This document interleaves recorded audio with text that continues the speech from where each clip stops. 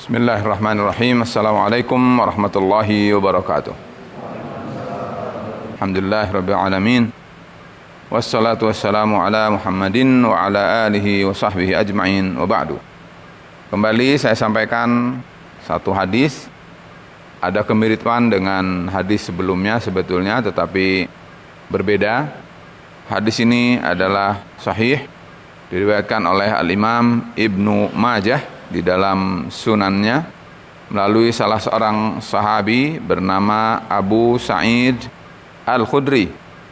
Kata beliau radhiyallahu anhu, sami'tu Rasulullah sallallahu alaihi wasallam yaqul, aku mendengar Rasulullah sallallahu alaihi wasallam bersabda, innallaha la yas'alu al-'abda yaumal qiyamah.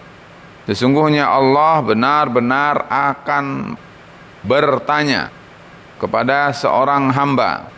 Maksud di sini tentu manusia. Yaumal qiyamah, pada hari kiamat, bukan sekarang. Hatta yaqul, sampai di antara pertanyaan Allah Subhanahu wa taala itu adalah, ma mana'aka idz ra'aital munkara an tunkirahu. Wahai hamba, apa yang telah menghalangi kamu pada saat kamu melihat kemungkaran untuk kamu ingkari? Jadi ini Allah tahu bahwa pada masa di dunia ini ada manusia, ada seorang hamba, katakan saja ada seorang muslim, dia adalah melihat kemungkaran. Seperti Allah nyatakan di sini, ra'aita, kamu melihat. Dan yang dilihatnya itu adalah al-munkar. Hanya saja orang itu menahan diri. Orang itu tidak melakukan, tidak menyikapi kemungkaran itu dengan bentuk yang disebut dengan ingkaru al-munkar, yaitu tungkiruhu. Tungkir itu artinya adalah berasal dari kata angkara yungkiru ingkaran, jadi tidak mengingkari orang itu. Fa idza laqqanallahu 'abdan hujjatahu, pada saat Allah laqqana yulaqqinu talqinan, para ulama mengartikan dengan memahamkan, fahama yufahimu tafhiman, memahamkan seorang hamba itu hujjatahu, tentang apa yang harus dia jawab. Qala, maka orang itu, orang yang mendiamkan kemungkaran itu, orang yang tidak mengingkari kemungkaran itu, orang yang terhalang oleh sesuatu dalam dirinya sehingga dia tidak mengingkari kemungkaran itu, mengatakan begini, ya Rabbi, wahai Allah, rajautuka. Kenapa tidak mengingkari? Orang ini rojaknya yang dominan. Roja, yarju, rojaan, ya. Artinya adalah dia berharap. Maksudnya apa? Di dalam artinya para ulama mengartikan, dia, orang ini, berharap kepada Allah Subhanahu wa ta'ala bahwa walaupun dia tidak mengingkari kemungkaran, Allah itu maha pengampun, sehingga dia berharap betul kepada Allah, walaupun tidak mengingkari, Allah akan mengampuninya, karena Allah maha pemaaf. Ini yang disebut dengan roja.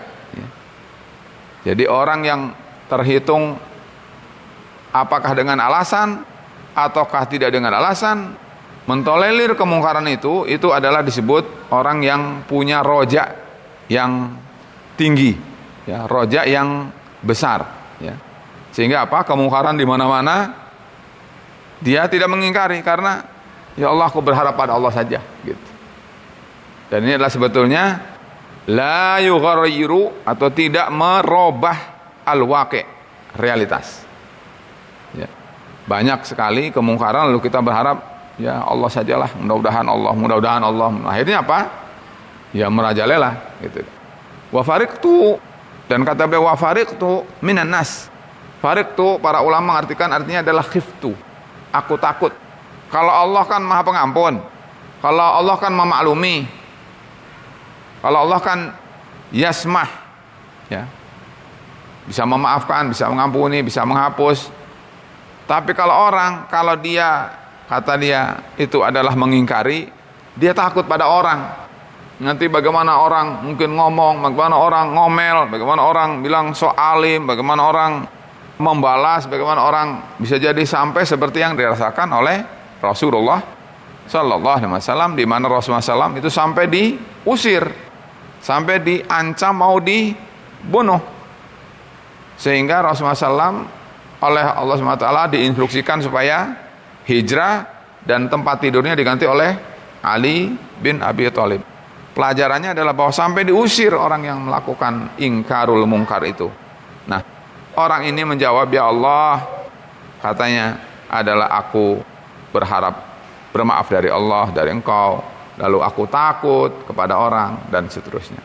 Nah, para jamaah sekalian, sepertinya kita adalah, kalau Allah mengabulkan harapan kita, tapi kalau tidak, gimana? Betul tidak? Kan kita tidak tahu. Riwayat ini sampai di sini. Nah, oleh karena itu, di dalam Ahlus Sunnah wal Jamaah berada dalam dua posisi. Posisi roja dan posisi yang disebut dengan khauf. Tidak boleh rojanya dominan, tidak boleh juga khaufnya dominan. Kalau rojanya yang terlalu besar nanti jadi murjiah. Ya, roja yarju rojaan, arja yurju irjaan, bahwa murjiun. Jadi kelompok yang disebut murjiah, orang yang disebut murjiiyun. Ini adalah kelompok yang karena rojanya terlalu dominan. Atau yang kedua, khaufnya terlalu dominan, maka akan menjadi haruri, akan menjadi khariji, menjadi khawarij, ya. Sehingga dia adalah terlalu ekstrim, dan karena takutnya sehingga orang itu mengvonis orang langsung kalau dia bermaksiat kafir, gitu. Jadi sekarang disebutnya takfiri. Jadi para yang sekalian, Ahlus Sunnah wal Jamaah dalam keadaan wasat.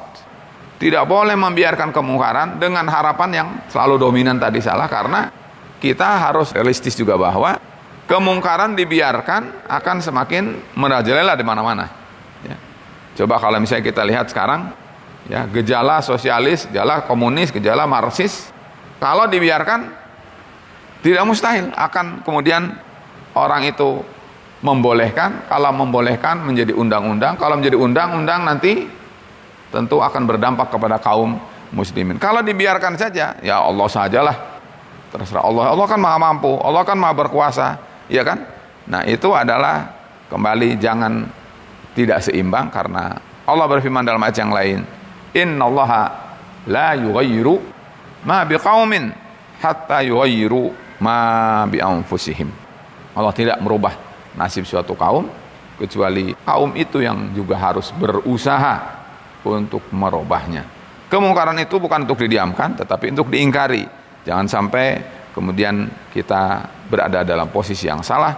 Dan Rasulullah Sallallahu Alaihi Wasallam selalu berimbang antara roja dengan khauf, antara targhib dengan tarhib, antara wa'dun dengan wa'id. Ini semua istilah akidah yang tentu adalah harus difahami dengan baik, sehingga kita bisa memposisikan diri dengan benar.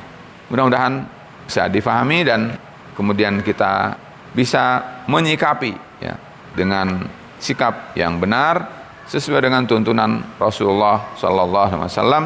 Tidak dingin ketika kita tahu sesuatu yang ma'ruf, tetapi juga kita tidak dingin ketika mengetahui bahwa itu adalah suatu kemungkaran. Demikian, wassalamualaikum warahmatullahi wabarakatuh.